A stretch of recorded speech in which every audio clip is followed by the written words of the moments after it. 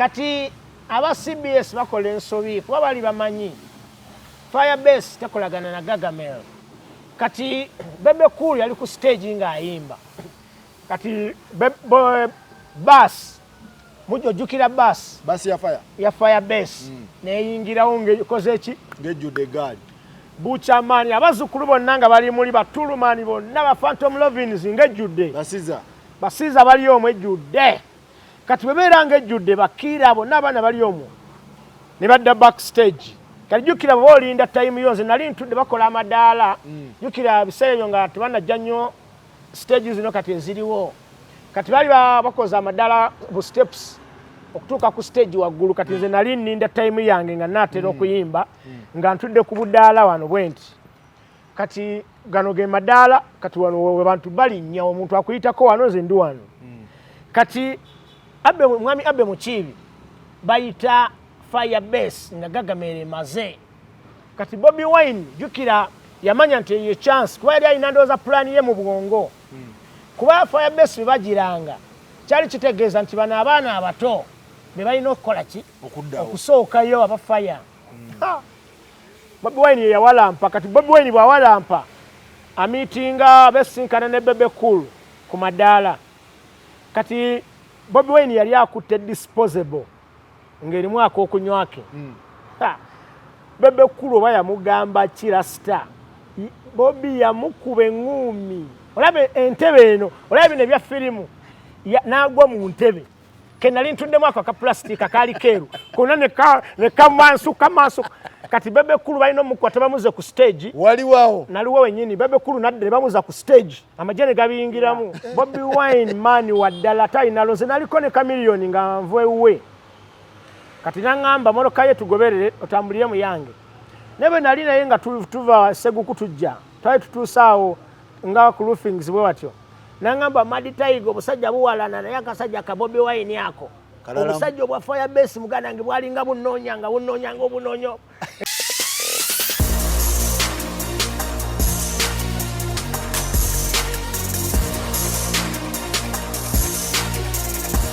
abanengo obulamu buli buto tulina okubuusa ane kati bamuyita Madi Tiger Legacy kulwa Katonda n'ensi yange eno yesala yange eri mikwano gyange n'abawagizi bange kubanga nze njagala nnyo ndeko omukululo kulw'ebyobuwangwa byange I am an African, I'm a black man, I am a legendary father for your life. That's why me tell you, my youth, me tell you every day, you better work hard, keep the energy, eno dunia topoa, bakogwe chole katukolere regase. Boom! Boom! Njagala, sakozi, njagala nyozi jukirwe, bwendi bangenze, njagala nyozi jukirwe. Yeah, man! Njagala, that is a new tune. Obulamu bwensi. Tubulamu bwensi bunyomatiro Mad Tiger chanjagazo wange kiri kimubere zera mfirawo ferutenderezo yo Katonda atonda nyera atonda tunulira obutonde bw'enseno sebo atonda nyera atonda ferutenderezo yo Katonda you don't know Mad Tiger legend mu Uganda tunywache maunde abalasi banywache maunde kamili anywache maunde sakoza anywache cheche jaja kachikana Mad Tiger Aboti. This is my project. Government in Chano Nyakasente njagala kufuna license. Nange nfunera. Bakaita badagana. Kano bakaita Tiger Aboti. Akajani. Kakola chikano ka. Yonna kabikola oboyagala kwebaka, oboyagala kujagalala. Sukali, pressure, bisavu manyi abayimbi babereyo ne bakaba yala. Naye nga balina okukolawo obuntu nti obuli simple. Yeah, kati ono bamwita Tiger Aboti. I am a doctor. Avumulendo ade. I am a doctor. Inze mbawonya abo. 12 nze nkeera mu kibira. ngero mufiri kanze nkuma bya buwangwa ensozi ennyanja emigano ebisenyi byebiraga Afrika ttaka lya Buganda kati muzukuke musituke mukozese bino ebyaffe ebya Afrika batujogadda abakyerupe ne batukozesa endagaano kubba ebya Uganda we never give up tusigalanga tukola okitegeera we never give up tusigala sawa kyeno gyokubye jaja ene sawa giyita luboyera ekola biki byonna ebikola solo gikumira kate ebinyoka jajo waka ate ogamba ki olimba tolaba omuliro fire ban ekola etya ekuma amawunde jaja luboyera ezemizirize zezo nina chali wanga ntegeera nnyo bamita Sunday muzukulu wange yabeeranga muno mu Kabuusu ng'asala nnyimba naye Katonda nga bw'omanyi abaana be bakuba ssente yakuba ssente n'akikuba so bwe yagenda eyo n'agamba Tiger kino kimusaana n'andeetera essaawa emalayo mwana kuba sigirabangako na muzzukulu yenna wano ekamba ate wali agirina ndowooza gye bali naye era basaamusaamu kuba si teri common kyajinga bukyajinzi n'obala obudde ate n'okoleeza n'ebyoyagala ekoleza oyinza n'okuwamba eggwanga egakuma amawunde yaman kyekiroosa kozi nejajja lubaga omuwulira ono lubaga nenga jajja kiri kitya naye jajja weefaako oba kahaboti kano ani galinze jukira olikiriya jukira nzo kusinga nywa mazzi aboti sirya butto sinywa sukali sinywa soda nkola training mala jukira mu black belt otegeza nkola ebintu byange in martial arts so kitegeera osimule monde osimulira ddala kitegeza jingo shono omukwatako abo atendoza babikonde abo babalina kwekubira eyo nze ndi wa martial arts bano bariki bani nawulidde ne yanga mula yagala liki abo baboxer so nze njagala kati muligi ogwo okuba fight yange njagala nga ya martial arts jajja bajja kumenya abantu tebasobola abazukulu bajja kumenya abazukulu jani galijukira kiguli guba muzannyo ate bw'omumenya obukadde bwe 10 babavaawo nabo nga bw'olaba Tyson kati alwana zi fight agenda kulwanira ne Mayweather nejajja oli mugumu okyali soba boy lasta nkola buli kimu okitegere kigenda maaso nkola nnyo ate ndi updated nnyo oba onywa kano aboti byonna bimala aboti okitegeera magundi temuli mu content yonna ndala okujjako habu kubanza sikozesa drug nkozesa habu this is a natural this is a natural herb African medicine zikirizibwa kanywa lwaki ate tokkirizibwa akabu guno mukabe ngutunda emitwalo 3 okitegeera ngenda kuwagirako mpagirangako mwana ogambe kajagalaza byonna kabikola otokosa butokosa kakuvula soba ensoga zonna neziggwa neyanziza naye abazukulu nawulira mwana nti ate baba gavumenti abasirikale bakkonamu abazukulu bali baagala kunzita naye alhamdulillah mwana kibi nnyo naye munnamawulire bwebweddembe mu nsi yonna bwebweddembe kuba ffe bannamawulire nze mbawanya respect waliwo pulezidenti wa Amerika omu yagamba nti ye okubeera n'abasirikale naki abeera ne bannamawulire yabwe kiri nenga jajja yamani mpozi omuziki waguyingira di jajja tugenda nyumya kuba legend esawa zino the life of the legend Mad Tigers nyingirawo mu industry mwaka gwa 1994 I was a young boy kubanze nakunkulidde mu bizibu sakozi ndabye ennaku nyingi nnyo okuva mu buto okugamba ne time eno era sikusiberanga kawo neraba nti ndi muwanguzi ozaalwa wajajja Mad Tigers nzaalwawo nate tekutaano wenkulidde naye nga kati ndi mutundu ekirinya bigoye oli munakibuga ndi munakibuga wow naye nga nina baganda bange Masaka ekyakatebe waliyo waji Mutebi nina famire yange endala ey'abantu bange bali awo Nkozi ekyalo bakiyita Nakibanga ninayo maama wange ne eyasigalawo yalinga step mother naye yali akolagana nnyo ne maama waddala so nga omanyi abakyala bedda so yatukuza bulungi nnyo gyali eyo talina tabbu tuwulisiganya bantu bange bangi nina abakojja bange kuba maama ye walugave omugenzi Namakula Sawuya ali Kankeesa gye twamuziika nabo gye bali eyo bakojja nina abali Mutundwe bakojja kibiina kojja ebunjabwa bokojja ddamulira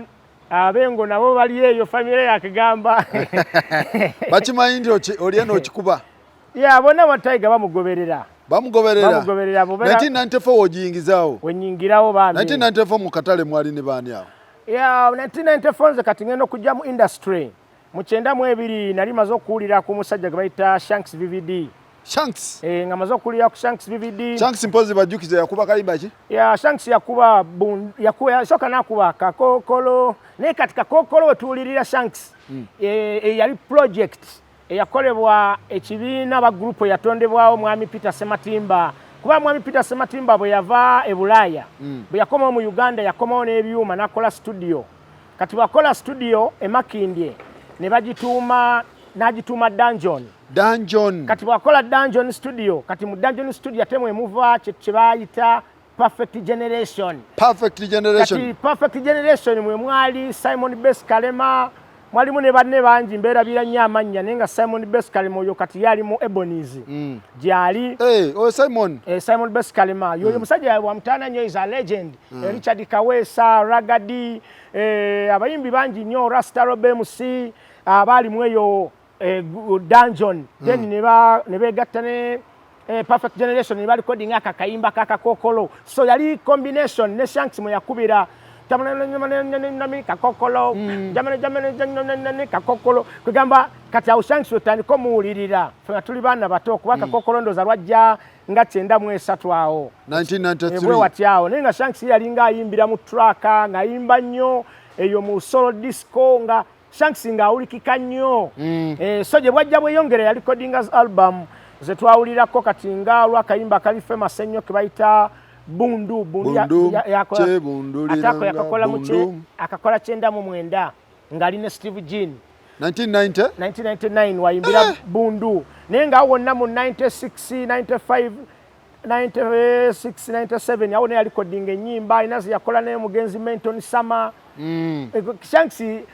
era ye mu Uganda nga tetulimbye Shanks yalinga yatandika yali presentinga raga era mu 90s twamuyitanga King of Raga ni Shanks VVD Shanks yali King of Raga Shanks yali King of Raga nga sikulimba what happened to Shanks tewali kyamutuukako naye ensi bwegenda ng'egenda maaso kyo kye bayita revolution what oyo Shanks jukira abeerawo ku mulembe gwa Shaba Ranks Shanks twamuyitanga Shaba of Uganda King of Raga okitegeera kuba Shaba yali amaze okukuba akayimba nga Mr. Loverman Shaba kati Shanks nga bezo nga mayiminga ezo kati 97 ne wajja Peter Andrel nakuba akakayimba kaita Mysterious Girl akonako Shanks nabanga akayimba ku stage nakadda namune mu Luganda Shanks yayozanga bwoza teyayozanga bwoza n'ekyo ekyaliwo jukira Shanks yasoma toyinza kudda mu luyimba nga tomanyi lyrics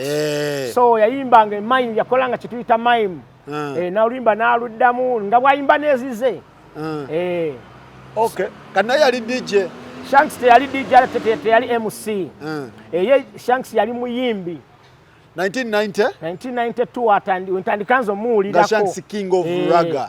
of Raga then 93 awo ne Ragadi yajja naye ate aleeta Ragadi ye mugenzi Mola Mese yaniwa Mola Mese yali mu Amalula family yafiira Bungereza Mese yafiira mu America manyi Mese oyo bamuyita Mola Mese beba atandikawo era Ragadi Mese legend Mese is a big legend yaleeta Ragadi nga bakoze group gye bayita Homies kati mweyo Homies the Homie mwe mwajjira Irene Namubiru naye bagezako muleeta waliwo ne Sister Sledge eyali sister wa Ragadi kugamba kati Ragadi n'atandika okujja mpola esegeeza Shanks yasooka Ragadi okubamba naawe Shanks is the king of Raga in Uganda yali yabamba dda yali yabamba nga amasapaina mangi ali mwangenwawo nga tosaaga olwo akikuba Ragadi atandika kati tugenda okuyingira 93 Ragadi yali yazze n'abeera mu disco ng'abeerayo mu solo disco ng'abeera ne Mola Mese mu the Homies nga bakola ebintu byabwe kati 1994 Menton Sama naye n'abanga ayingira Menton mpoze yakuba kayimba Menton Sama yalinga yayimba olimba lebayita leka tuzirye kubanga tuzipakasa beziri sasika tuliddayo ne tukola leka tuzirye yazikibwa ne Natete ngoyambuka Mentoni we Natete yazikibwa we Natete oyambukira ku holiday ya kuba alikoze chorus ngoyambuka oddanga ku muzikiti Natete Muslim yes awo Mentoni Sama twamuzika ngolinga agenda kubazadde clinic Mentoni yafaje Mentoni Sama yafa accident mu 97 nga vayiganga awo bayita ku Tirini Road okay nga vayiganga yali ate avakola drive ne Deluxe Disco nga bagenda kukolera mu Oasis kati nga ino koma wate akole program yakolanga ku weekend ku CBS kuba yali Friday Mentoni yali akolanga ku CBS nga atakuba nga akola dance party kakati nga alinga Suna Beni style Mentoni Sama yali ne Emprolando Rasta Robbie yabali recruitinga kwa Rasta Robbie yali ku solo disco kati bwe tuyingirira mu 94 95 awo bo watyawo waliwo omwami bamuyita Mr. Mujenyi sajja oyo headmaster wa Lubaga Girls n'erinnya linvudde mutwe omwami oyo nakati akyaliwo n'erinnya lisimanyi lwaki linvudde mutwe kuba mumanyi nnyo kati omwami oyo yagula disco gye bayita Deluxe kati nasika Rasta Rob nayingira mu Deluxe Rasta Rob wayingira mu Deluxe kati ne Rasta Rob nasika Emprolando ne Mentoni Sama ne bayingira mu Deluxe naye ng'ate ekiro bwe bafunanga obudde nga bagenda mu Sirik Mentoni Sama ng'agenda mu club Sirik ne bakuba ne bavayo ne bagenda ne mu Angenwa tugamba baali babakaayanira kuba Sirik by 93 yaliwo eri yaliwo Angenwa yasookawo kubajjukira Angenwa teyatandikanga Angenwa yatandikanga Kololo Club bagitanga Kololo Club memola ye ekyali soba kati betandikanga Kololo Club tuyingirira mu 90s awo ndowooza hale 92 awo ne bagituuma ndowooza netandika okubeera nga eva mu Kololo Club okufuuka Angenwa 92 93 ndowooza bwe watyawo nebeerawo Club Sirik nayo tugenda okuyingira awo kati wa 93 94 yaliwo yali etandise Club Sirik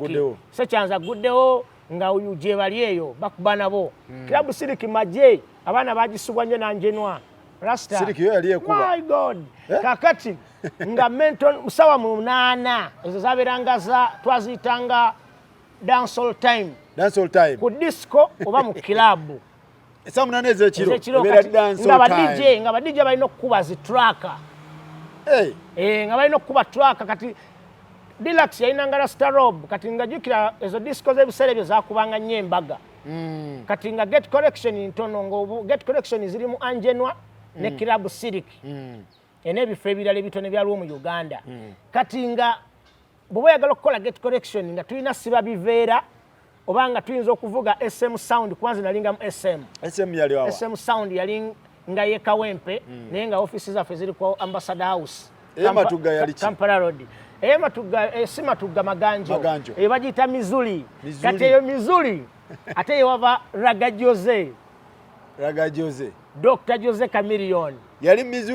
Mizuli Maganjo nga bwava ne Kawempe waabwe agenda wali Maganjo ku Mizuli kuba time eyo nga buli ragamuffin oba buli muyimbi kuba ffe tweyitanga ba ragamuffin mu time eyo nga buli ragamuffin alina okuba ne disco kwali kwatapinga kati nga bwolaba ennaku zino nti kati buli muyimbi abeera ku studio alina studio kwabeera kagundi group studio gye tuyinza okugamba kuba ffe studio eddala tezaalinga nnyingi kati gwe wali kuya nze nali ku SM Sound Raga Jose ng'aliwa Raga Jose ng'ali Maganjo Mizuli Bebe Kulu ng'ali mu disco bagiyitanga bagiyita Tracks disco yalinga evaluzira evaluzira eyo nga bajiwa contract ekuba ezo zi promotion za club kati Emprolando Mentoni Sama nga bali ku Deluxe Rasta Rob Deluxe Raga Dinga ali ku solo disco ne mu Angenwa okitegeera disco kye yali esinga disco yali eyogerwako ennyo mu time eyo yalinga solo disco naye nga zaali nnyingi eya Ragadi eya mobile ya Angenwa nga nkambwe gibayitanga solo disco kati nga buno bwe Maganjo bwana nga nazo z'amaanyi kubajjukira Maganjo balina mobile ne club nga balina Mizuli club oyo bamuyita Mr. Mujenyi owe Maganja wa SM bamuyitanga Mwami Mukwaya olwo nga tulina DJ Tabo B DJ Njuba DJ Bob tulina DJ abetabu bangi DJ Shaba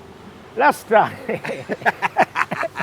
tugenda bawe ekikadde mulyoke mutegeere abantu bano bavaawa all is gold my dear wanone wetuli bayitawo Hidden Tree Hidden Tree Nest eno bagenda gigulawo olunaku lwanca Friday ng'ennaku z'omwezi endo za 12 kyali wange bamuta Brian BB Motors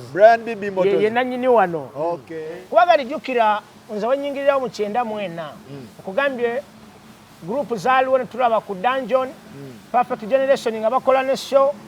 Muyenga eyo okitegeera nga bakola zi show Bamboo Village Muyenga then Shanks n'aba w'amaanyi nnyo Ragadi najja n'aba w'amaanyi kati awo Menton Sama bw'ayingirawo 94 n'atabula 95 Menton Sama tawo yali ku top ng'amaze okukuba akayimba nga kakongolijo k'ekikajjo mwatu kamenya kakongolijo k'ekikajjo kamenya bwe nakuba my neighbor va ku mukyala wange sigala n'owuwo mu bangi gwe walondayo my neighbor mu club sirikawo nga bakubeze shocking vibes Ragadi ayina tune ki Ragadi nga ayina ennyimba nnyingi naye kati njagala nkusembeze kuba Ragadi yajjanga alikodinga ne bamola messe nga tezikola nnyo kati wetuyingirira mu 95 Ragadi yali amaze okuyimba akayimba ke bayita bamusakata kiboko nazimatira naye nga jjukira yalinga ayimba oluyimba nga aluyimbira mu ngoma ez'aba Jamaica waliwo engoma y'akayimba Katera Fabulous bakayita Woman Seso kati engoma eyo yali ridimu Jamaica bagiyimbiramu bangi ne Papa Sani mwe yayimbira akayimba ke bayita Mad Cry kati Abajamaica batuweerezanga ennyimba batuweerezanga oluyimba radio version dancehall version ne dub ye tracker kati ezo tracker twalinanga nyingi nga bobeera ngokola mu SM banje nwa club Sirik Mizuli kati Ragadi ezo tracker yalinga ine ebigambo byayimbiramu eyo tracker ya Woman Seso nga ayimbiramu bamusakata kati 95 ali ayina version ja recordings ya bamusakata mu track mu 94 kati 95 aba South Africa ne bafulumya oluyimba le bayita Jununu bo bayimba chorus engoma nesigala tananinaninderere zerundabule kati Ragadi naddamu n'alutekamu ebigambo nakola version endala eya bamusakata n'agikuba atya tanina n'omukyala bamusakata mama bamusakata omukyala bamusakata ate nali manyi timwe wajja obulamu bw'ensi nze obulamu bw'ensi nakola original version wakola original sina gwe nakola tugende maaso jajja Ragadi ateekamu yakula banje binyo n'abamatiza n'asangayo Ragadi gwatasobola yamusakata n'amukuba n'akaaba kati oluyimba olwo berujja Ragadi yaluyimbanga mwanjenwa Rasta abantu abagendanga mwanjenwa time eyo kwanza unali sinayingirako kwa njenwa sinabanga nkyali mu mobile gwomanya njenwa anjenwa teyali ya buli omu Rasta Ragadi 95 aleta version ndali yabamusakata kati Menton Sama ne Shanks ne Ragadi ate nabo ne bakayanira bamusakata buli mungu agamba yeyayimba bamusakata kuba Shanks yasoka kubeera Menton Sama yasoka kubeera ne Shanks ngatana bakwegatta ne Emperor Orlando kati Menton Sama ne Shanks ne bakuba version endala ndaira tachadayo bamusakata kiboko nakimatira ndaira tachadayo kati version yali ya Menton Sama ne Shanks kati ebintu before nagwawo kuba before azabeerawo nagwawo katugenda okuyingira 95 Menton Sama ali ku peak ayawukanye ne Shanks yegasse ne Orlando ne bayingira mu Deluxe ne batandika okukola nga live dance yegasse ne Orlando alinawo tune Orlando nga alinawo nakonkonezo nyimba mpya nakonkonera 2005 kati Orlando nga jukira ebiseera ebyo okulikodinga tekyalinga kyangu ngobeera n'ebigambo naye nga oyimbira mu ngoma so Orlando yayina enyimba nyingi ze yayimbanga mukebere preso berinye n'omukyala n'omusawo bali bakabimba bulira nze sibalimba bali bakabi really nice yo bananga bajimatira siriki njagala mugambe weho Empero London Minton Summer Benton Sama gwe babulire laba yodalo omusajja twamukwekula gwe ngomanya kibera mu ndongo kati bajja bakuba 96 bali codinga 97 bali codinga non stop yabwe yakabi je batuma Kanemu remix yafulumira mu Classic Studio Kanemu ate yali tambuleta Kanemu mwe mugambe kanabiri Kanemu kanabiri bana abana bye bakuba wano abasajja babyoza mu basajja emu biri nganya ozo nyimba za fezedda kati bo ngabo metuze tuziteka ku level so eyo Kanemu remix yafuluma mu 97 kati mu 97 era bali codinga mu Dungeon Studio limbo lwakabi Sirikawo baby Sirikawo baby lelo mama yako narudi lelo azakuwa bere mama 1997 bana Kibuga benganda bana Kampala mwe muliyo mutena kuzino zigamba ki nange wentukide mba kyamulemba bulire tusiga bana Sirika baby ze my daughter na Kibuka tabikaba yebyo mama we agenda nga wa wiki 2 kati mwaka gumu musiga Sirika baby ate bizibu byabasajja ngabo bimanyi nga mama wa baby amusudde watambudde nawe tomukasuka erigolo kaba kwe musige Sirika baby abere bulungi tera nsubira my daughter lwalikabako ogulibo gugoli soka likaba biba alikaba pipa kuba maziga gewe galiriza vude naye Emprolando ngolabye n'omwana omwana kabanje Sirikawo baby 1997 yawe ndongeta olwo ina what uni obagwe tonna fuluma nina ebigambo naye nga sina bakulikodinga studio nga za bay nengo oli ku disco ndi ku disco ntambula kyalo ku kyalo nkufuna jajja kati bambi 97 yawo nze nimwesemu tutambula all over Uganda mu 97 linasembeyo ku Menton twali nsambya nga tugenda ndoza zali nakubanga tuvanga mu Easter bwe watyo mbera kone Menton Summer Ragadi yali agenda London ngalo disco mu 97 Ragadi yagenda mu 97 London Ragadi yatobadda yali agalo genda London ampa mission angamba matayigalo ka disco kalinga kabagabaga nenjagalo mbererewo kati kweyo disco twali nsambya ekiro sawa nga 7 Menton Summer n'Orlando bajja babali bavaawa lwembalabako ne Menton Summer yalinga nkolako nyefujjo kati nadira twali mmere yali nyingi pirao nyama bichi nayolawo pirao ne nyama bichi na binteka mu nsawo Menton no mugambo yanga mwana he was a big star gadinga akumanyi nenga twali bachali fena tuli benate agamba gwedogo so kale kichenjukira ne tukola bitukola then kati waliwo mu 97 twali Mbalala Lekevi Hotel nga ngenze SM Sound yali Friday jukira twatambulanga nyembaga tuba tuli eyo sawa nga 7 ez'ekiro nga tudda lwa mukaaga amawulire ne gafuluma nti Menton Summer yafiiridde ku Tirinyi Road ng'ava eyiganga so gali mawulire mabi nnyo ensi yonna newuniikirira muganda wange Natete ensi yonna yawuuma abantu baziika Menton Summer kati nze nkolabako gw'obuusa kuba nze maama we mukyalira mukwano gwange mukwano gwange nnyo bambi ne wiiki ng'emu nabaddeyo ngendayo ne mulabako naye abantu bamwerabira abantu beerabira Menton era bwe ngendayo bambi kuba abantu bonna bano benjogerako bonna nze Menton Summer yanjagalanga kuba nze yali ansingako Menton Summer yafa alina emyaka 21 nga yali muto yafa muto nnyo yafa alina emyaka 21 kati yazaalibwa 7 Menton Summer azaalibwanga mu 7 oba mu 2 7 mu 3 kuba nze ndi wa 7 mu 9 yandi mu maaso emyaka nga 3 kati ye wabererawo mu myaka 18 19 kuba ffe twatuba tuli bato nze nalina emyaka nga nyingira mu disco okutandika okutobana disco nga ndi wakati w'emyaka 17 twatoba nnyo nga tetulina kyakola abaana babeere ne bazala wane tebamanyi mwana they don't know tebulaba kati nze mbalaba kati tubabuuse tubalage endongo gyeva kati Menton Summer bambi afa tajjuwa yaabwe yali yakabi nnyo ne Emprolando okitegeera kati tumuziika wa abarasita ne babeerawo ebbanga ddene bikijjukira yali akola ku CBS nga alinako programu gye nakugamba gye yali akomawo okukola Rasta Robo nga naye ku CBS gyali Emprolando ye nga ali ku Radio Sanyu okitegeera so kati Menton bw'amala okufa Improlando nga alina kibeeramu yekka olwo nga babeera awo wakaligawo ne DJ Lota nga babeera mu nnyumba emu nga DJ Lota naye waali awo bambi yakolanga emizindaalo time eyo yonna baalinga bakola ne mu White Nile wa Mzee Kamyufu wali ekatwe Menton Sama ng'afa mwana kakati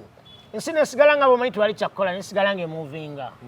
so Improlando nakola albamu enseno ne fulumera ko waye enseno gye tulaza tokutugumbula mabujje bitagambika kala abakadde n'abato bakomba kwerima kati babungeta mungude bitagambika kati lekatubungete tufuse momboze kati Improlando nakola ne balufulumya kwaliko ennyimba za Steve Jean ne kubeerako n'ennyimba za Menton Sama n'ennyimba za Improlando ne Dubai Divo kati sine sigala Orlando nasigala nga akuba bibye yasigalayo mwanjeno eyo so 98 awo sine sigala nga etambula abayimbi nga bangi mu Uganda ne bajja mu 99 atao industry nekyuka ntufuna Menton Kruno General Megadi mugulu teriyo mwenge 1999 then tufuna n'oluyimba olulala baluyita Iloko Zende nalone luyingirawo olwayimbibwa Makrebo mugulu teriyo mwenge kyetuva 99 kyetuva tugunywa kati then Megadi yegase olubalinga makerere bona Megadi ne Kruno bona basoga bayidinda ate babanga ku university Menton naye wejinda bona bayidinda basada basoga bakyabazinga big up Megadi ali mu America musada munene yagambe akomawo agenda bera muno sisubira nga 13 ani amasalibwa gakyabazinga gye gali agenda kubaawo so simanyi oba anajja big up agenda kubaawo big up Jeno Megadi kakati 99 bakyusa akaziki bakuba revolution yali yakabi nnyo Menton kuno jeno dimu kati 99 tufunayo n'oyo Makrebo Iloko Zende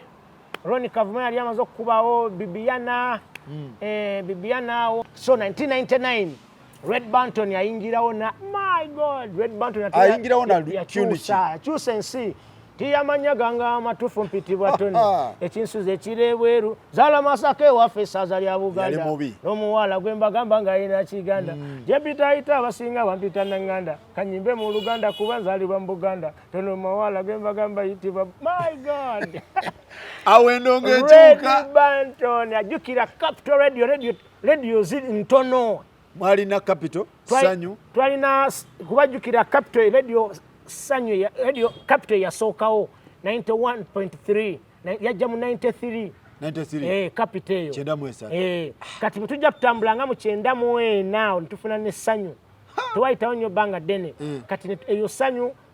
Capital nga zezikuba era radio ezasooka n'abantu wano mu Uganda abasinga nga tebaagala kwogera Luganda kuba radio zonna zaali za Luzungu ne radio Uganda nga zeziriyo radio Uganda yo yali yadda so Ready Bar aleta tune 99 CBS yajja dda mu 96 97 twali tufunye ne radio Simba kati awo bakuba Red Banton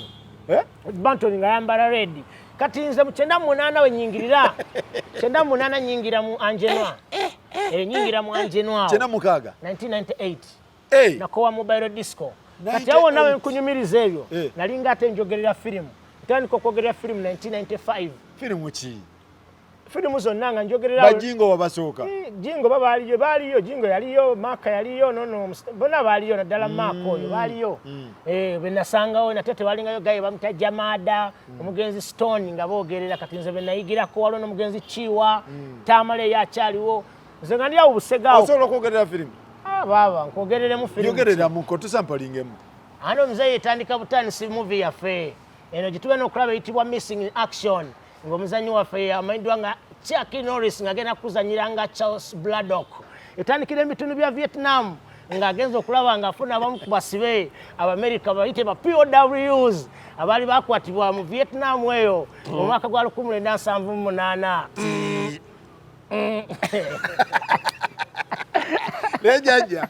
okubya ekintu jaja opamanya ensi bali tayiga mubi naawe jaja tayiga akakazanyo nako kyakamanyi temusobola bimalayo kati bwekwatako mbankubisa eno neeri kati kyenda munana nyingira mu Angenwa awo firimu nkoyo zoogerera jukira mutambulidde ku mobile disco nazo nzikoye firimu nazo nzikoye kali njagala kubeera mu club nengenda mu club Silk club ngokola kingo MC njagala kukola nga nze ntandika nga MC edda wali olina kuba MC nga te MC Ragamuffin kye nagaye nti omuyimbi yena yabeeranga ku disco nga oba toli DJ ffe twalinga aba DJ nga tuoza mizindaalo nga tuoza waya tuwayalinga ebyuma mani nga we do everything nga bakulekerayo dabu n'ogitambulirako ne baziteekayo nga ze tunayimba tuzirondamu wali mayinja siba MC b'ennaku zino bana abaleekaana buleekaanya tenze bankwasa ennaku kuba bamanyi kusaba bbiya na kusudiya bagagga no information ate bwe musanga mu oldies night MC w'ennaku zino bwabanga si Rasta Rob oba Mad Tiger oba Imperial Lando okaaba amaziga okitegeera so kati ngenda mu Silk eyo tewansanyusanga embeera zaayo alina okuyingira ku Silk saa 12 ez'okumakya ez'akawungeezi ate olina ogibeeramu mpaka ndoza saa 12 oba ez'okumakya nze jjukira ndi wa principles yonna gye mbeera nkola essaawa emu oba 2 yo Silk nabeerayo wikinga emu ne kinnema nenjija Mwanjenwa naye Mwanjenwa ng'okkuba akajja ako kayitako kuyingira Mwanjenwa discotheque nga Ragadi alina okuyingiza oba DJ nga buli omu ayingiza omuntu ogu kati nga Ragadi anyingiza baba tanyingiza ate olumujjukira ye star olumu abeera wala nga yagenda kujja nga 89 olina omulinda kati nenfunayo Kyaluwa nga bamuyitanga Magambo nga yalinga Kirina Mwanjenwa kati Magambo yankolera bingi nga bwe mbanziza yanyingiza olumu DJ Alberto nanyingiza ate ntandika okufunafuna emikwano kati nembeeraawo nga bwe nswamu okukubamu nga n'okuyimbamu ate okuyingira mu bokisi ya Njenwa Rasta nga si bya bulijjo okunywa kasoda nga kasoda kanjenwa ebiseera ebyo kalingano za 13 kuba kati mu gavana ka 15 kati nga mu gavana nno kati ekyewunyisa kiriwa Mwanjenwa ng'omanyi omukuba weyita abaliyo tegusuulwa ki toli mwavu Innocent ani Innocent Gusula kati Innocent Gusulwa jajja Innocent Gusulwa yampanga mazzi nanteramu ne ice cube mu mazzi kuba sayinanga nyonge 13 nazo nga alusi navudde ekale 15 nina okulenya taxi okuddayo natete kati nga Tegusulwa oyo mwana era Tegusulwa big up naye atobye ayaya mwana Tegusulwa nga weyita mu Anjenwao nga yasavinga Tegusulwa yali weyita mu Anjenwao so nawulidde kali yesimbye era omusajja naye bamulabe mu mwaka lulu is a real man kuba ebintu bye insisted nyangu so nga mpa girasa awo nateramu ice cube nampa ne ku mazzi nembeera okwo ku girasi nga nkomberera paka be nafunayo ate omulodi okumpayo ku drink oba Ragadi oba kyani nfunayo kasente so kati mbeera Mwanjenwa atandika nk'okuyimba 1999 jukira awo abantu bali bawoominga okubeera nga twetegekera 2000 kati Nairobi Breweries ereta project eyokukola oluyimba olunawero kaminga ekyasa ekipya kati nga balina okukuŋŋanya ba artist abaakabi okubeera nga babeera mu luyimba olwa Frigo Band Paulo Kafero Sebata Badani Mugula bangi Shanks VVD bangi nnyo Shanks awo ye yali yagenda kyenda mu mwenda bamala okukuba Bundu ne Steve Jean addawa ayingira London Bungereza 1999 akomyewo obukomi Shanks ng'akikoye myaka nga mukago bamusanve mabega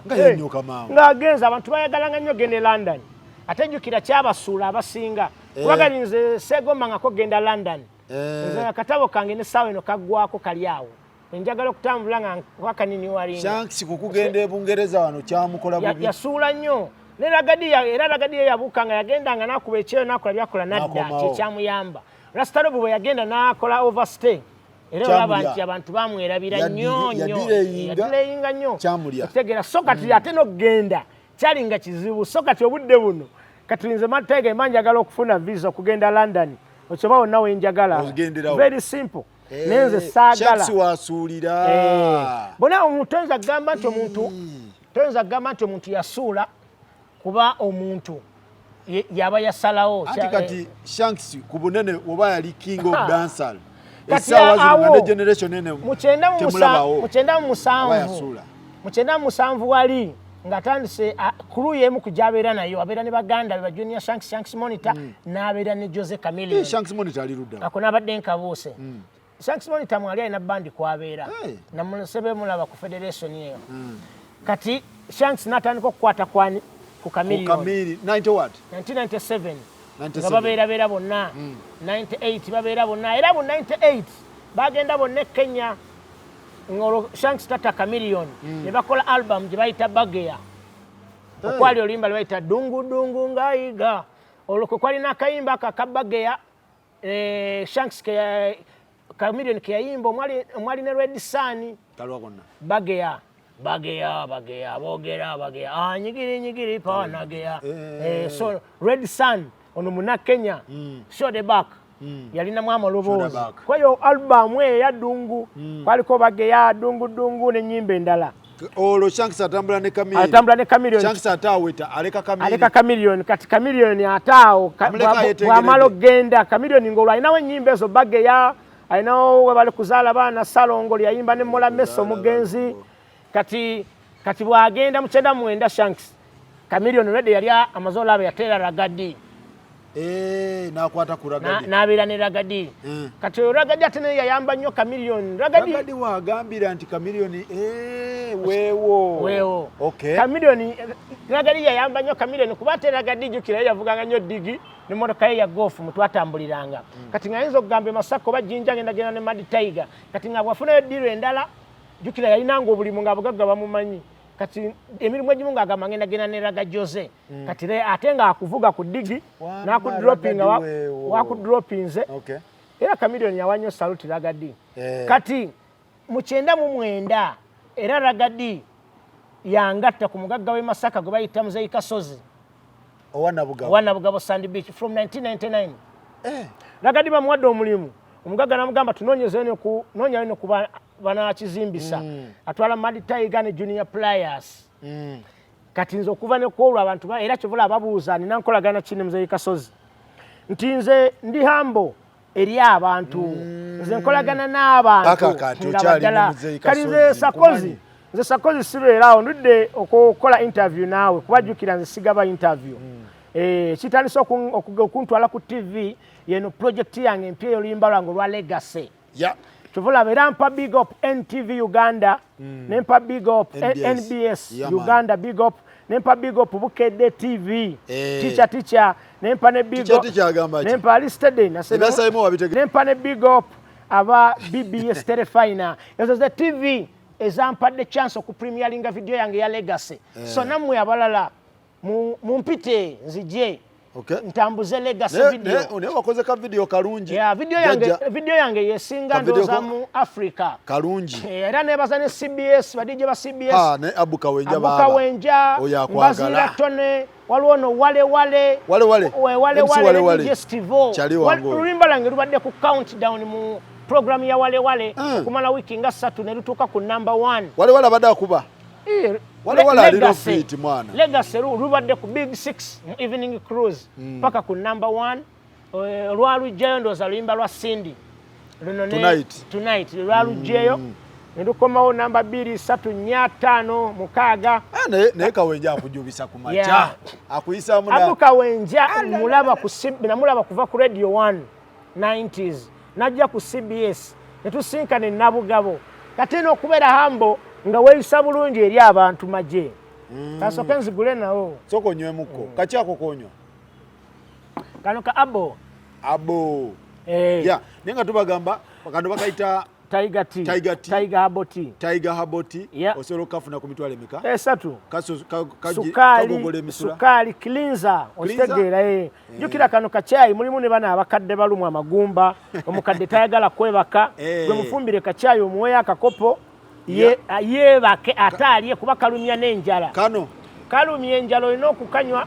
ngoma zokulya ofumba kafumbo okayiwako ofumba bufumbi bokayiwako kikola ne tofuna kyenjagala banjagala kafumbo okatokose bulungi ngenda kagula tukagire webale kuwagira yamani Kamiri njagala abantu balage Kamiri laga Jose akwatagana nani ne Ragadi nga Shanks agenze nenga jukira nti mwaka gwa 97 wemberera mu SM Sound twagenda ntukuba ekizibya ekatende ku ssomero kati omwami omuge twaberanga ne mu SM bamwitanga Simon n'agamba Mataiga njagala nkutwaleke wa Mujenyi Maganjo waliyo Miss Kawempe kati eyo gye ŋŋenda eyo gye gimu ku mirundi gyange gye nasooka okulaba Laga Jose naye bo bali mwami Simon ne Mujenyi bye baayogera saabimanya naye baakola ne drive kati drive eyo Laga Jose yagikola ng'alanga ti Mataiga Jemizuli Maganjo 1997 so nga Chameleone yakola drive ya Mataiga okutegeeza eggwanga nti Mataiga agenda kulabikako ayitamu kati ekireera najja ne mukuba Laga yali mu binnyo namukuba kuba yaŋŋamba bamuwanga siringi oba 10 oba 15 naye kwolwo bamuwa siringi nga 7 jukira n'olusanvu lwali luzitowa siringi 3 ng'olinnya taxi okuva e Kawempe siringi 2 okuva e Maganjo paaka Kawempe nga Natete twagenda nalinnyanga 3 paka mu paaka ne nninnya wali 2 oba 3 mpaka kwa Njenwa sente zalina value so kati Laga Jose asigala atoba kati nze jukira nga bwe nakugambye nyingidde mu Anjenwa 98 siliki 99 nvaayo njija mu Anjenwa ne mbabulira ku Millennium olimbo lumaze okukolebwa Millennium shewedde erimu abayimbi bangi tuyingira 2000 kati nga tetunayingira 2000 mu 99 Jose Chameleone yali alemeddeko ng'agenze Kenya yaddayo kuyiya kutoba olwo Bebe Cool Kenya yali yagendayo dda 1999 nga ne Bebe gyali olwo mu 98 Richard Kawesa ate ye yabasookayo ng'agenda nnyo Kenya abayimbi baano bagendangayo nnyo nono mwami eri Shama Wamala omugenzi bonna baakoleranga eyo kati Richard Kawesa ye yali yabasookayo Bebe Cool n'agendayo kati Bebe Cool era yasooka okukola kye bayita East African Bashment ng'alina Red Sun ne Jose Chameleone nga ye bossi waabwe 1999 okitegeera bakola East African Bashment eyasooka etali ne yaddako mu 2000 omwali Waile ne Nazizi balina empya eyasooka enkadde yalimu Chameleone phase 1 and the Red Sun Bebe Cool was the boss okitegeera so kati Chameleone 99 yakuba Mama Mia agirekene Kampala jukira olwo tugenda ku Wilson Road walinga ebbala bagita DV8 awo mu DV8 wava wabayimbi kugamba mbozi lisobola simanyi kubagata ku DV8 ate wasibuka Red Banton DJ Lota yamulabira DV8 ku DV8 we yamulabira egeza omuyimbi atakubako DV8 obulamu tiyaliwa generation eyo kuba bonna n'aba hip hop bayita wao Straka Baby yafubutukaawo Kid Fox GNL Zamba walingawo bano Sylvester and Abrams Kiria Kati Rocky Giant yaliwo nnyawo Red Banton yawe nyiwe yakubiranga awafubutuka endonga Red Banton ololimba no nyamani yayimbiranga mu ngoma bagita Who's Done DJ gye yamukubiranga n'akuba freestyle Lota wamulabira n'amukwasa Steve Jean Lota nateka mu sente ne bafulumya album 99 no nyamani okitegeera kati ulirize endongo gyefubutuka gwali mu Chameleone Mama Mia agikuba agirekanga munonga ngekutte nakwata Lulimbo lwalwawo lwalwawo kumala omwaka nga mulamba Chameleone nga bwaddayo Kenya bwakomawo abeera muno n'agulayo kapikipiiki awo kahonda nga kavuga mu kibuga n'agenda Kenya n'akomawo nga atintinze enviiri nga zifuuse brown kati awo mu process eyo 99 awo 2000 wakyusiza n'erinnya n'aba nga takyeyita Laga Jose so bwagenda Kenya na obwongo bwakyukamu n'agamba naawa mu Jose Chameleone n'enviiri n'azikyusa nga alabikira ddala nti Chameleone kati Chameleone Mama Mia nga waliwo DJ bamwita Bobman DJ wa Mwanjenwa na kati akyaliyo mu gavana eyo oyo yalinga DJ naye nga MC yakuba nnyo oluyimba olwo kati oluyimba ne batandika oddukuba naye nga tebalufaako nnyo Chameleone nga bw'ajja Kampala nga ne mwasanga kubanza okuva edda nga na principles zange simala gayimba okukwata microphone kubanza ndowooza yange egamba okusobola kukolera linnya ku show olina okugera nga okibuildinga kati nze n'obudde buno okuyimba ku stage kintwalira ebbanga nina kubeera paid naye Chameleone nga betabifaako ng'akuba bukubi buli wasanga awali abantu kila kitu lasta tugenda okuyingira 2000 ng'oluyimba lugenda luyingira mu bantu jukira lwajja 99 ne lusangawo ezo zinoonya mane nga lulyaddu lwatambula mpola ndowooza gwawera n'omwaka ogumu ekitundu tuba tuyingira 2000 awo tuyingira 2001 Chameleone n'afuuka tabbu Mama Mia n'efuuka nzibu my God Chameleone n'asituka oluyimba ne lutandika okukuba rediyo zonna ne luyingira Capital, Radio Sanyu, CBS, Radio Simba. Chameleone n'afuuka Jose Chameleone. Kati n'atandika bakyali abamukolera gayi bamuyita Lucas yakola project ya Mama Mia. Chameleone yabuuka jukira mukyala we time eyo Dorothea yali muzungu nga yesobola. Kati Chameleone bali abasajja abana Kenya n'abanyakulako ka program kitwayitanga Fruit Loops. Ka Fruit Loops ka program ako ke kakuba ebivuga bamukubiranga ayiga. Bamukubiranga ayiga. Kati tugenda okuyingira 2000 yawo oluyimba lusituse 2001 lusituse tuvudde mu 2000 Mama Mia avuse problem. Chameleone n'atandika n'okweproducinga. Nafuna computer jukira makage gali mu yenga jaberanga ne Dorothea. Kati Chameleone ne producing eyo album ya Nzo Karibu. Nzo Karibu na mimi mama yo Nzo Karibu nzo. Natandika okubya track awo nange yankubira track ampitirive. Yankubira track yakali kayimba ke twayimbye mu fe tutenderezo yo Katonda atonda nyera atonda dum dum dum dum dum nankubira sibalimba njagala nnyo semina. Chameleone yajikuba. Kyembabulira nze okuva mu butonze njagala nnyo semina. Nze sibalimba njagala nnyo semina. Chameleone n'afuuka wa ttabu. Kati abanga muyimbi naye yakoowa okumukolera ye yabuuka kyekiri kye nakugambye. Tegeza yafuna notes nyingi kati mweyo time yatawaanya nnyo jukira mweyo time Bobby Wine yajja mu 2001. Nze mu 2001 nfulumya obulamu bw'ensi. Luba lukuba ne Bobby Wine mu 2001 n'afulumya akagoma. Obulamu bw'ensi waliwo tune ki kuba yo yali yama. Obulamu bw'ensi lugenda okujja. Lusangawo Mama Mia. Noonya Money. Lusangawo nyimba nyingi kati awo wonna n'ensooka ne mbatuuza. Obulamu bw'ensi ne buziteeka ku. Kati tuba tukyali awo Bobby Wine na. Obulamu bw'ensi butambula butya? Obulamu bw'ensi bunyuma kiro. Buno bulamu bunyuma kiro. Buno bulamu bw'ensi bunyuma kiro. Ngambano nakawungeza kakayisa nnyo ennyonyi muzinge zibeera ziddayo n'abasomi nabo baba bakomawo n'abeekolera babeera banyuka ngamba abeetegekera buno obudde bw'ekiro nabo nno ne batandika n'omwami engatto ennungi n'agisikayo n'omukyalo wa mini ye n'agisikayo n'asamula nga buwungeera Big Boss Juma Seiko kigweyogerako ono waffe yennyini What Desire? My God. Yali akoze ekimutune eyo. Naawe Juma Seiko nga Awilo Longomba yamuyimba tonyumye Mad Tiger. Twamuwulira Juma Seiko the Big Boss. Juma Seiko alaka aludde mu ndongo. Kati abagagga b'ennaku zino bonna abajooga bonna mbawa salute. Ne Juma Seiko bamute. Level. Kuba kali n'obudde buno kati gwewulirayo mugagga ki Awilo Longomba gwayimbako ba Chris Brown. Ya 2000 yali already Gendongo yajirandika dogikuba. Naawe Juma Seiko fe tugenda mwanje nange nokuwa obulamu bw'ensi nga tukyakala naye. Nagende Kapuchola obulamu bw'ensi terunafuluma nga ngenze ne Juma Seiko yantwala ewuwe. Kapuchola Juma Seiko aludde mu ziki. 2000 nga ngenda ne DJ Lotte Kapuchola. So jaja kati 2000 oleeta tune. Ndeta tune. Etuula ku Noonya Money mu guluteriyo mwenge Mama Mia. Kagoma nako kafuluma kayingirawo kati awo netandika otambula babiri Kagoma Mad Tiger Bobby Wine ku bivulu byonna n'omukwano gwaffe jukira mu 99 nzere meetinga Bobby Wine twamitinga awo ku Kabala bakaita Cape Down kalinga kwa Lua Park ngolo Mr. Mosh ye MC Mr. Mosh 2000 what 1999 naye yali yata Alua Park ngaakuba Mr. Mosh is a legend. He was there a long time in the MC Katsinga alirudawa MC Katso mulabira ku DV8 1998.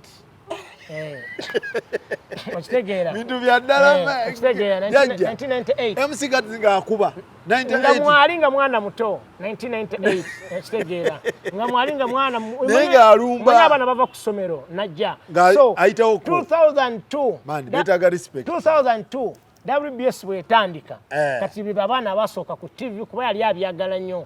bava ku WBS tini baba gitanga tini club biki MC Kati wano no mwala yatandika osoma mawulire kwe Moshi yakwata omuzindalo mu 99 eyo Moshi yali yonoza kuva 1998 ngagulino DV8 Mr. Moshi yali ngali ku microphone kati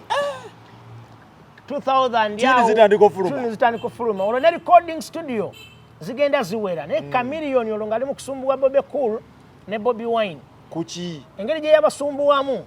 nti ye yali yerekodingira ennyimba kati nga ffe olina okunoonya studio kyovola Bobby Wine yalwana nnyo tugenda tutuuka mu 2005 ng'alinga gwako 2005 Bobby Wine ne Bebe yukira Bebe yali ate ayawukanye ne Chameleone nga tebaagalana kati Bebe ekibawula jukira Bebe yali boss wa Camille e Nairobi bakoze East African Bashment kati Chameleone ye yabuukirawo nga tayagala kubeera under someone buli omu ng'ayagala kubeera independent kati Chameleone tiwaliwo nnyo biifu naye kyali kyeraga bwerazi mbu walina okubaawo biifu kuba Bebe ng'alina okulaga nti ye boss ye mukulu kati ate jukira era ye mukulu akwataganye ne Bobby Wine era ye mukulu kati olwo balwanyise Camille mu ndongo ate Camille ye produce olwo mu 2003 ne Leon Island etandiseewo ne bangamba gwalina kadi ya Leon Island njirina ne mu motoka awo akuba sategeddemu njirina kadi eyo njirina wali mu Escalade nkyagiyina eya Leon Island ze nasooka siroza mu Camille agirina I have the card in the car there kakati mu Leon Island Chameleone twali tumaze okutandika n'engoma tuzikuba nga ziri mu Leon Island ekigambo kitandikirawo mpola kyagayaga waali kye tulina kyaga Wiza kyali mwana mutave Kawempe najje muyengo tulabako bwe bityo takkirizibwa nnyo ate ye eke yali bebi nnyo okitegeera kati Camille atandiko ye yekubira engoma ze kati Bobby Wine begayirira Eddie Yawe otuyingirira mu 2004 bagamba Bebe Cool ne Mr Eddie Yawe olwo yali akyali ye Bulaaya bamugamba leta studio tukole studio kuba Brown Eddie atuli bubi jukira Chameleone yali yatintinga obuviiri buli kati nga bamuyita Brown Eddie Bebe okubira Eddie ave mu America alete studio olonga Brown Eddie time we alina ennyimba ajukira akoze nzo karibu akoze zimambo bado Jamila luyingiddewo akoze Jamila tuba tukyali awo nga alese zibbeeyi kali nga nnyimba zi Chameleone nga asula mu studio teyebaka kati nga abatwala abasajja nga bakuba naye nga abatwala kakati Dream Studio eyingirawo kati Dream Studio bwejjo budde obwekiro bwonna bwali bwa Bebe Cool na Bobby Wine kati awo n'osooka olaba ennyimba zaafulumaawo time eyo ne bakuba eyo funtula tyawula kati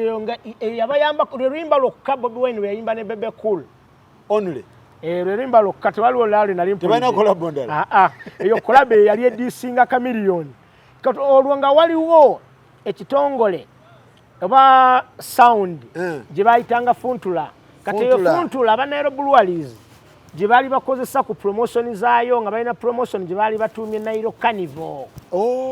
kati eyo Nairo Carnival lasita twagiyimba Uganda yonna abantu beekatwe mu kikaawo baatulabanga nnyo mu kikowa ne katwe kati awo era awo bimu ku bifo musibuka entalo za Bobby Wine ezaddala ne Chameleone ne Bebe Cool ne Natete wa ku Bristol mu kisaawe wateeka poliisi kyekyali ekisaawe kyaffe naye kati bwaba okwekalakasa kwa Kabaka abantu ne bookya poliisi kuba baagana Kabaka ogenda Bugerere bamala okwokya poliisi gavumenti n'enyiiga ne bagamba ekitebe kya poliisi ekisinga amaanyi mu Uganda kidde Natete kwe kufiirwa ekisaawe kyaffe naye kyannuma nnyo era n'abantu bangi kyabaluma kuba ekyo ekisaawe kyali kiraga Nature so era poliisi Natete ndowooza yesinga era obunene n'amaanyi mu Uganda zonna ebintu ebisinga biri awo so kati bali mu kikaawo Chameleone abayitamu ng'olwafunye ka open roof kana aka red Bobby Wine ali ku stage akubye ebiriro alowooza nti be baliko nga bwomanyi ng'okutte stage oyimbira abantu bo omuyimbi n'ayingirawo gwe n'olowooza bakubira gwe enduulu kumbe bakubira Chameleone kati ebyo bintu byatawanya nnyo Chameleone abakyokoza ebyo bintu byatawanya nnyo Bobby Wine ne Bebe Cool ne Chameleone nga bibakola ani asookawo ani asembayo n'ebyo kati nze ate ebyo saabirimu nze naye n'entalo zaabwe ebiseera ebisinga nga bwe tunaabeera wano ne tuvaawo ne bagamba Sarkozy yalwanye ne Mad Tiger nze saalabako ku ntalo zaabwe nalabako olutalo lumu Bobi Wine lwe yakuba Bebe Cool Nakivubo lwe lutalo lwe nalabako nga wendi naye zino ez'ekiro kilabu siriki yanjenwa yali amukubira kyate kati bwe babeera bonna jjukira 2023 Firebase etandika Firebase mu kutandika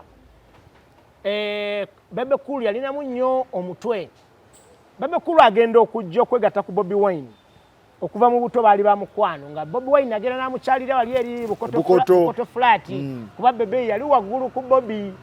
kati ba Master Parrot jjukira Master Parrot yasoma ne Bobi Wine era bayimbanga bonna mu masomero eyo kittante biki mu bulamu bwabwe kati ekigambo Firebase ye Bobi Wine ne Master Parrot baali bakirina kati Bebe Cool agenda okujja mu 2023 engeri gye waliwo Lion Island nga nange nkoze Thai Crew 2003 kati ne Firebase netandika mu 2003 fena kumpi group okumanyika kwa Lion Island yaliyo mu 2002 niyo kukiteeka mu nkola 2003 kati Lion Island bajiwulidde Firebase etandise ate bbiri wakati wa 2005 Bobi Wine ne Bebe Cool ate baali bakyankalanye bubi kwe kumusimula eno emonde kati awo entalo zaabwe zitandika olutannamukuba babeera awo bebeewalana abeerinnyalinya Bebe kati awo Chameleone n'aweweeramu jjukira babadde tebaagala Chameleone ababiri kati Bebe Cool takolagana na Chameleone ate takolagana na Bebe Cool na Bobi Wine okitegeera Rasta olobatabuka kati awo music n'anyuma nga buli omu ali bibye kati kisaate ne kituuka Bebe Cool n'agamba nina okuddayo wani ewa Chameleone kati naddayo ewa Chameleone kati ate nga olufuntula bamaze oggikuba abagiyimbye ate bakuba Chameleone uzala w'omukazi simanyi obusente bwe oluyimba lwali ludisinga nnyo jjukira Chameleone yabeeranga n'omuzungu kati bati baali bayimba Chameleone ng'akoze biki ng'ali n'omuzungu nti yali ayagala omusajja mbuno nga ye Bebe Cool yalinga agamba nti Chameleone Dorothea yamuwasa okitegeera yagala omukazi olw'obusente bwe obeera musajja kagwe ensonyi weebityo kakati oluyimba lukuba tuyingira 2005-2006 awo tebaasukkawo nnyo kati ate ne babeera independent buli omu naabanga awalana munne abo abasatu okitegeera magye kati buli omu bwabeera nga awalana munne 2005 ne Buchaman akuba akayimba ke bakitemu matira Firebase ate awo yeeyongera amaanyi jjukira ate Bebe Cool yaleeta Buchaman mu Firebase amugjawa Buchaman yava mukono yabeeranga mukono eyo naye yali atambuddeko ne Kenya eyo ng'alina ekiyimba kyakubye banna Kampala ng'alina ekiyimba kye kyayimbyawo Buchaman emukono eyo kati amuleeta ku fire then ajoininga kati we baawukana Bebe ne Bobi bukyasigala ku fire Bucha yasigala ku fire kuba yali vice president wa Firebase kakati awo music n'alyoka nyuma Uganda nebanga etambula club siriki entalo Chameleone Bebe Bobi Wine Chameleone naye nga ya akola ebintu bye tuni patuni bonna bakuba tuni nezitandika ofumutuka Lion Island Firebase gagamye zitandika okulinnyibwa Firebase London Chameleone agenda nga bafuluma eggaali nezitandika Firebase ng'erina eggaali yaayo Master Parrot Tulumani Black Boy Jajanana Dizinuts Banjoman okitegeera Mikwenya yali akyali Liko Youth Liko Boy okitegeera songa eggaali etaalabikanga nnyo mu bantu yali ggaali ya Gargamel kuba ne Bebawo yali presentinga Gargamel kwajjukira Buju Banton wajja mu 97 mu Uganda Buju Banton 97 waliwo oluyimba lwe yakola ne Red Rat lwe bayita Love Them Bad Buju Banton ne Red Rat kati oluyimba olwo lwakola nnyo mu Uganda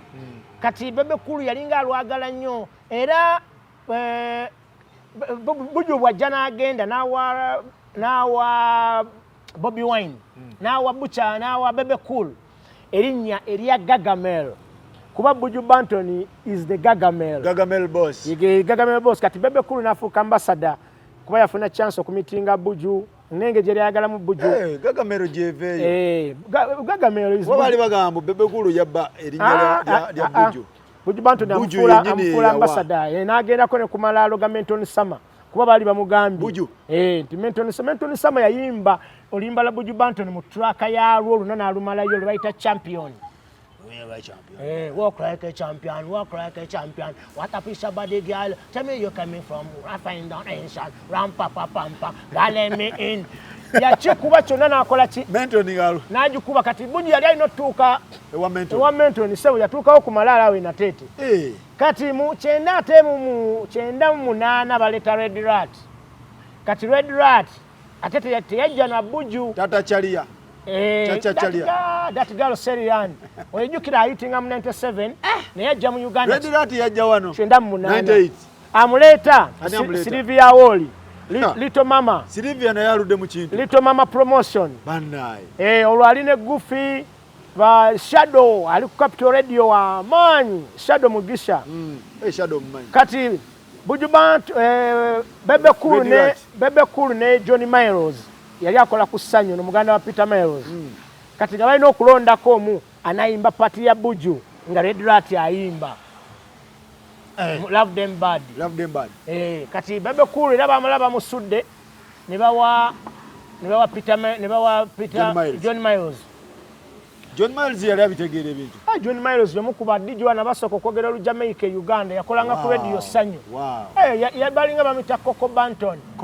Yakyusa bukyusa linnya. John Miles. Ate mu Jamaica waliyo Kokoti. Kati wano waliwo Coco Banton. Coco Banton, Buju Banton, Red Banton, tumuyina wano nga tulina ne Pato Banton.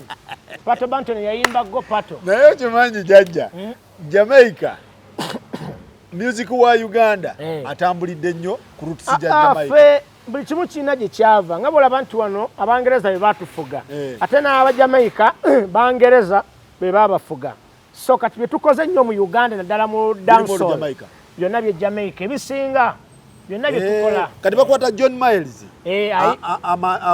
ayimba pati ya Buju Banton. So kati esobweggwa ye Bebe Cool yasigaza erinnya lye erya Gagamel. Buju yali yamuwadde n'asigalanga naye akola music we mpola mpola ngera bwe muzemulaba. Chameleone afuna ddi amaanyi okuyitimuka atandika mwaka kyawa atandika ddo. Chameleone nakugambye watutumukira okuba ensomo mutegeera nti wakabi 2001 nga 2001 awatafuka problem. Awo buli omu yali amaze okutegeera nti Chameleone atabuse. Kati naye gye tweyongera amaanyi gajja geeyongera bweyongezi mpaka kati bwolaba nti kati Chameleone nze simuwagira na kulikodinga nnyo music right now. For what? Era nkyogedde nnyo nkigamba nakibagamba naye ku TV. Kuba Chameleone ne baba agenze London ne baba agenze Rwanda mwamulaba Kenya, East Africa, Burundi, Congo wano Sudan wonna walaga. Enyimba zakuba mbisawa abantu ze bayimba. Chameleone teetaga music mupya kati. Ngabo laba Maddox oyo Afrigo band eyo ngabo giraba okitegeera. So Chameleone ekintu kye kyaggumira. Jose Chameleone lasta nafuuka Jose Chameleone buli omu ng'ayogera ku Chameleone. Bifu yaabwe awo neefuukira ddala ya lubeerera. Kati waliwo abadde ogambira oyagala okulaba Bobi Wine wakubira Bebe Cool. CBS yategekanga ekitoobero ennakivubo. Kale ekitoobero ekyo kibeera ndoza kyaliwo nga mu 2007 awo kyali nga mu 2007-2006. Kati aba CBS bakola ensobi kuba bali bamanyi Firebase tekolagana na Gagamel.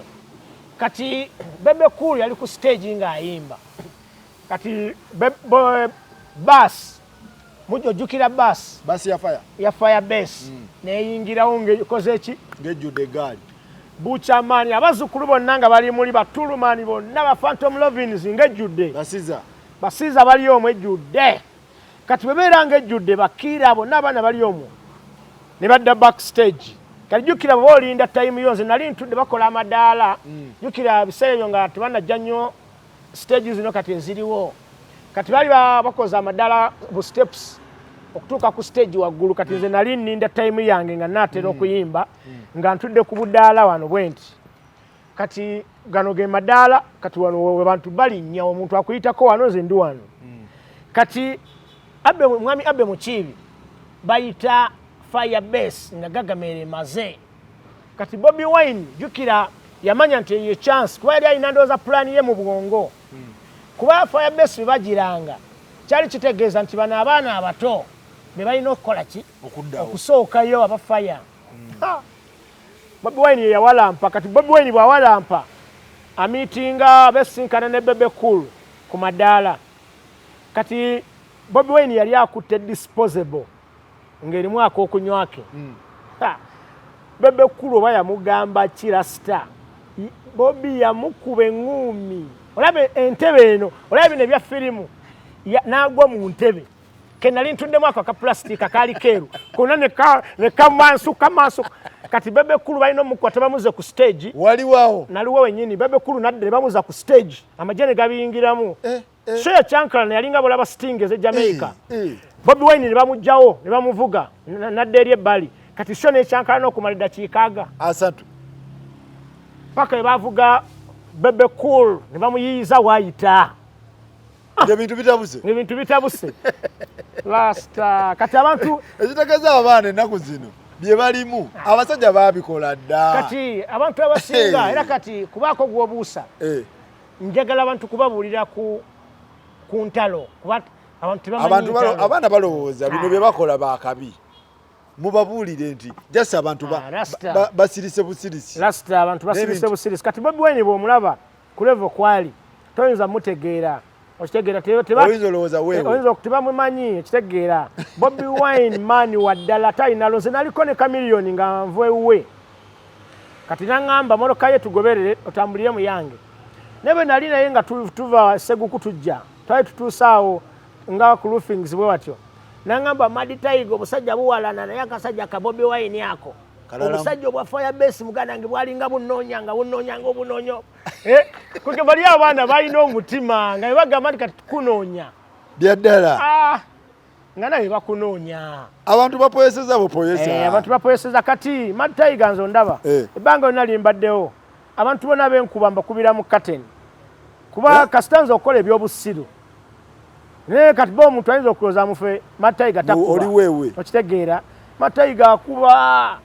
okitegeera kasita oba ng'ozoleya ekitegeeza eggaali z'ennaku zino temuli buno bugaaligaali anti ffe buli mwana yenna yalinga ku ggaali nga teraga mafini kati ng'abaana abalala ababeerawo bo baliwo tubeereramu nga oba oleeta ezoleyo twabeeranga n'abaana bakawarabu bakawarabu nga babi b'ekireka tulina abaana ba Manki tulina ba Banton Street okitegeera nga abaana babi nga batugenda ebwaye eninatete nga tulinayo Moses tulinayo ba Andaman Daku naye tulinayo ne bwayise nga tulinayo Zebra Mando Andaman yali Amsterdam yali mubi my God Andaman kati yakwatamu namusanga ne mu gavana ennaku Andaman we nali Amsterdam yanyaniriza bulungi nnyo omusajja oyo Andaman yali bad kati wajja wano obuzzukulu buyinza okulooza nti bubi Andaman yali asimula emmonde naawe kati nabeeranga ne kyali wange Moses nga ajja nakuba disco namba nagiyiwa wansi nakutwalako esaawa zino tewaliiwo bondi asobola yiwa kiraabu tewaali bawooza mbu baakabi okitegeera muganda nge ebintu byedda manyi buli generation kakati nalabye video Chameleone abaana bamuyisaamu eggaali emboozi eyo eri etya sinabagitegeera Chameleone yazoleyeza akapati oluyimba lwa Alien akapati bwe yaluzoleyeza ate kati ng'aluzoleya atya yaluzoleyeza atya bw'ajja bakuba bateeke ku ttaka bano abayimba obupati obupati kati Chameleone abaana ne bamuddiza faya bakoze ensobi kuba tetusobola kompeyalinga nnyimba kati nga sikulimbye obudde buno senga ensi ebadde y'amazima Madi Tiger nze nandibadde ku chat kuba nze alina oluyimba oluliko olwaddala olulina message legacy nze alina vidiyo esinga oba oyagala oba toyagala go and download Legacy new video from Madi Tiger all over the world Spotify, YouTube, everywhere Legacy from Ja Live okitegeera naye ensi ebyo byeyagala kati oyinza kuŋŋa nti kapati osobola mu comparinga ku Legacy kati kabere kamilioni nolimbo lupya lwayina fiki gaza mbu banana osobola okwogera ku banana nga nina legase osobola okwogera ku banana nga kamilioni alese ebasiima ogenze osobola kugamba waliwo ebintu byolaba nga kamilioni bw'otunuulira jjajja right now bw'otunuulira kuba legacy luyimba lwo big tune ne bw'otunuulira ku countdown ennyimba eziriko tulinako nnyimba ndala kyekireese ennyimba eziriko kuliko baliwa kuliko kapati waliwo mupyeri luliawo kati radio beziba zikola countdown tezikola mu biseera bye bimu legacy lubadde mu countdown okuva ku CBS radio yano jibaita program jibaita evening cruise luvudde ku namba 6 nga kapati ali ku namba 1 ne lujjayo kapati ne lubeera ku namba 1 nakugambye Omega n'aleeta ne Cindy tonight ne bajjayo legacy tonight kati luli ku namba 1 kati legacy baba tali ku countdown ya Capital Radio radio Sanyo radio Simba radio endala kiri research yaabwe balina ojjongeramu kubagalinze sirina sente kugulirira nkoze olimbo olulungi nkoze video ennungi mbanja kuba abantu bansaasire omanyi omuntu omugagga mutunulye bwafaanana tunulye escalade gyenvuga osobola okugenda nolaba amaka gange bwe gafaanana nokompeyalinga nayaga Kamilioni ne Bebe Cool ne Bobi Wine kugamba ebintu byangu nnyo naye abantu tebabimanyi era nze nebaza ba DJ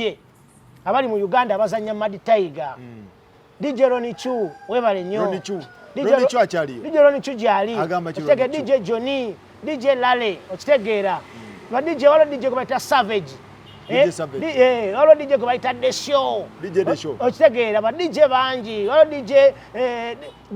Little okitegeera DJ Masse okitegeera maje ba DJ ba NBS NTV BBS wala DJ Vacuum ba DJ sinza kuba malayo mwe naba DJ abali mu Uganda nga musobola okuzanya Mad Tiger nga kiva ku mutima gwammwe kuba Mad Tiger akoze ekintu ekiriyo kuba Mad Tiger kali njagala kudda waggulu naye gwe oliwobeera ng'ozoleya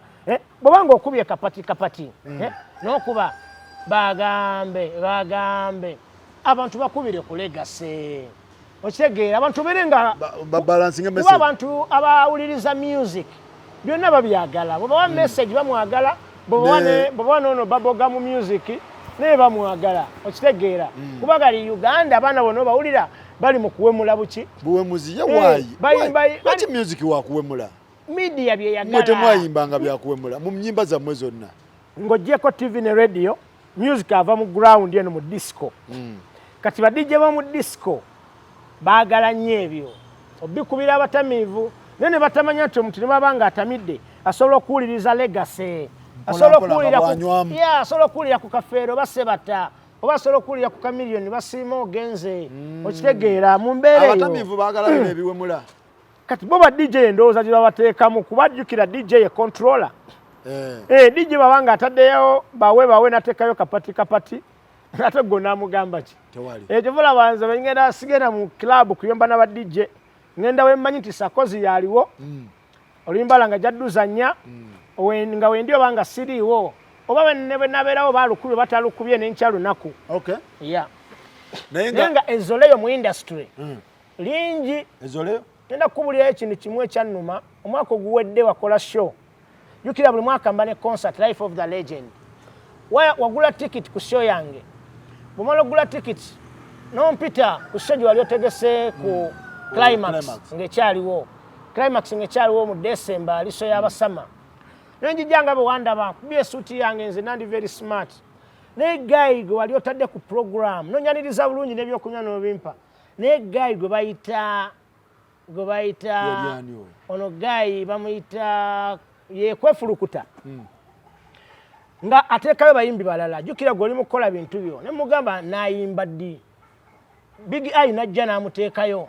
nayimba Big I yayimba kumpi concert y'ennamba naye nga nze njagala kuyimba oluyimba lumu oba ennyimba bbiri ngende ne mubuuza ngenda kuyimba ddi manyi bwe yaŋŋamba ssebo gayo oyo mbu ngenda kuyimba nga ba DJ batandise oli ezoleyo naye so ya bandi ate nga wakuba live show ya bandi kyenva ngamba bana abaana abalala ye ne muvaako ne mbagamba mmanyini n'ebyo kukola njagala kugenda munkubire kale olimba lumu ngende naye olimba olumu lwe nakola lwasingana Olive yali yalaba abaakabi essaawa zibamala ku stage tebalina bye baakola kwegamba okuzala wakuli mu industry eno Big Eye alina abafaani be, Mad Tiger alina abafaani be, buli omu alina abafaani be naye disrespect eri mu industry. Why? Mwana simanyi kuba n'ennaku zino era natambuddeko nengendako ne kusheyashirwa awo okugundi awo ku Supremacy ebintu mbiraba ngeri ennaku zino gye nkomyewo ennyo mu bantu. Nina ebintu byendaba nenzera ebbali nendaba okwesosola kungi music afuuse nga bw'olaba zi gavumenti nti ono wa Kenzo oyagala kwefuula nti wa kitalo ono wa Wizo tagambwako ono wa kwegamba ebintu ebiri mu industry n'osanga oli alina program bakugamba Mad Tiger gwoddako ogenda okulaba bataddeyo Sakozi ogenda okulaba bano bayingidde nga 20 stage bagiyingiddeko kwegamba ebintu ebiri mu Uganda gye tulaga wano walina okubaawo ekyenjawulo. Alright. Nenga Jajja Tiger neyanza nnyo neyanzege tujja kwegwako next time tukwate ku bayimbi bas Steve Gini ba producer je bali bahani abantu bangi okutegera ebintu eno generation twetaga giraga ekintu kino gye kivudde bafune discipline ku bantu bana abazimbi ekintu because omuntu asanga unagamba who is that one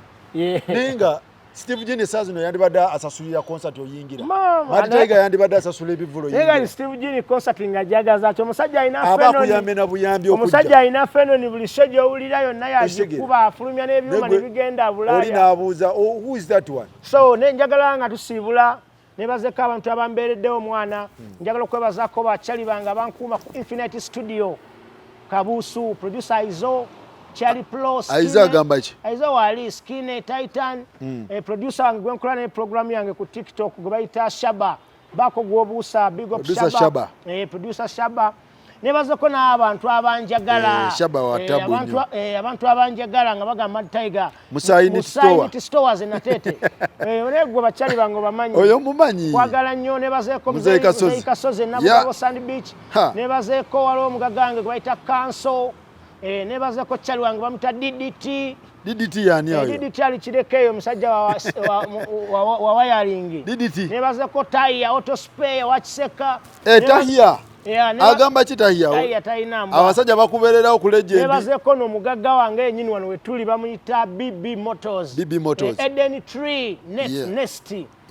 wano wenyini wetuli bagiyita Lubaga wano Kabuusu ng'oyambukanga dda ku church Eden Tree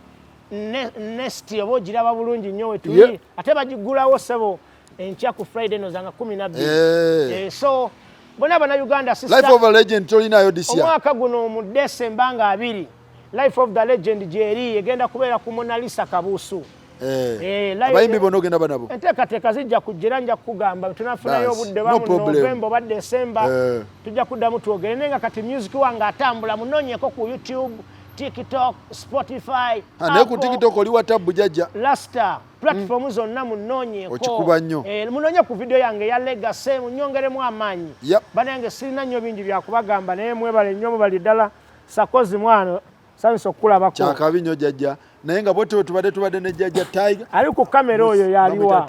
bamita Trevor lwaki omufiisa omuwalana Trevor manyi gwafaananidde waliwo omuzanyi wa firimu yali mu firimu gye bayita Predator gwe bayita Billy Duke oyo yali nga owakawalaata oyo Predator kyamukuba ne kimwasa omutwe mu kibira oyo Billy Duke bamuyita Trevor big up naye nga Musaini Store tukutumiddeko nnyo abasajja bakubeererawo Level of Legend buli mwaka every year bakibanga so